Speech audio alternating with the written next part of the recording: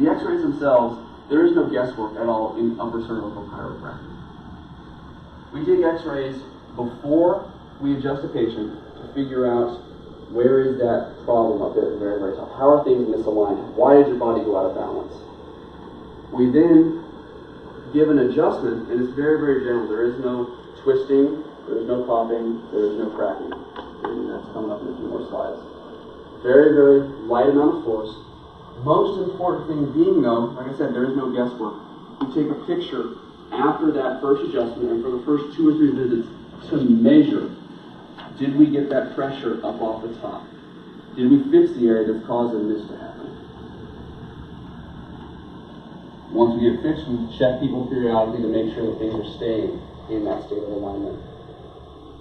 How about if you're already uneven? I mean, you're shorter on one side than the other.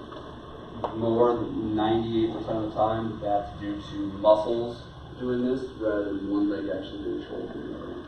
Because that's one of the things that I was told a long time ago.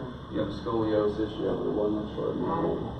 A doctor, an osteopath put a lifting machine. Oh yeah, that, and again, and some chiropractors do that as well, trying to balance your body out. We say that works out great, but the bigger the overlying cause of the problem is actually up here at the very, very top. And until that's addressed and sufficiently corrected, no amount of he looks like a band-aid at that point. It's not actually fixing the source of the problem. It might help out, but it's not actually fixing the source of the problem. So this would be an example. When someone comes to our office, we take a set of films, very, very specific. Takes about 15, number of films I've probably shot about 1,500 new patient films in the past 2 years or so. I'm pretty good at it now. It takes me 15 minutes to shoot 3 films, 3 x-rays. This is not stand there, click. This is all kinds of weird and contorted positions that I get into to get a really good film, but highly detailed. If I get it right the first time, it takes me 12 minutes, it can take me up to 20 minutes to get 3 satisfactory films on one patient. After getting a film shot, we do an analysis to figure out, well, how are things lined up there at the very, very top of that brainstem area?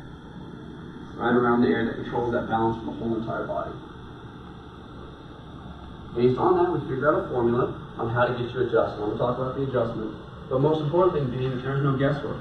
We take an x-ray after that first adjustment to make sure things are still, that we actually got things corrected. This is what you're not going to find, from my experience, in any other type of chiropractic office. You might take an x-ray 6 months down the road to see how you're progressing.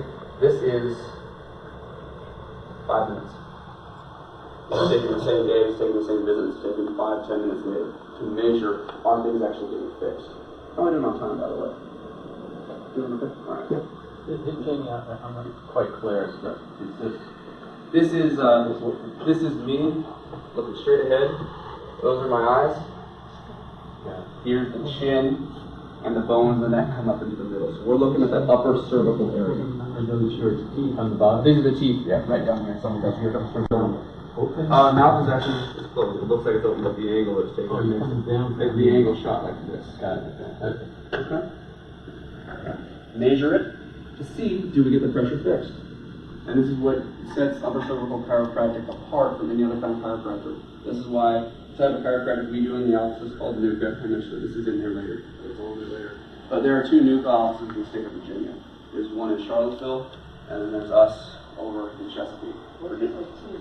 Two NUCCA offices. That's the type of up there. Yeah, I'm going to go into this a little bit later. But the point being that because we're so specific, we have patients that drive down to see us from Maryland. We have people that come up from South Carolina to see us.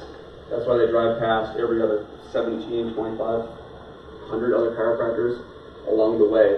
That's why people that come from Fort Eustis that drive down to see us. People that drive from Richmond down to see us. Point being is that how many chiropractors have passing you?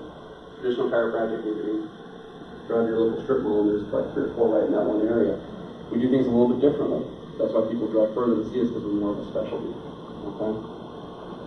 What sets us apart, we take a picture afterwards to verify.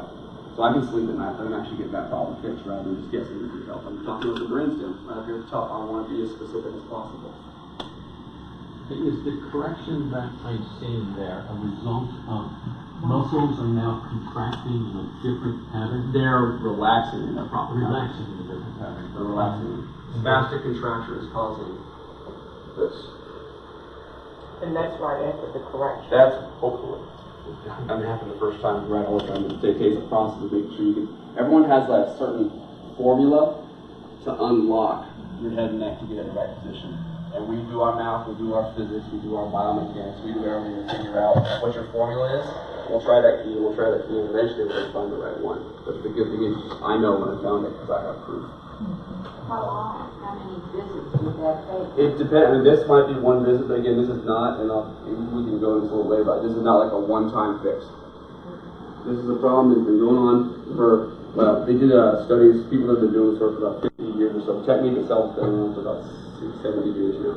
But people that have been in this work for 50 years, just anecdotally, 50% of the people that come into the office under the age of 15 are already over there. 50% of everyone over the age of 15 is already in this position. Well, why don't all of us feel bad? When you got big tube of PVC with all straws in it, everyone's a little bit different.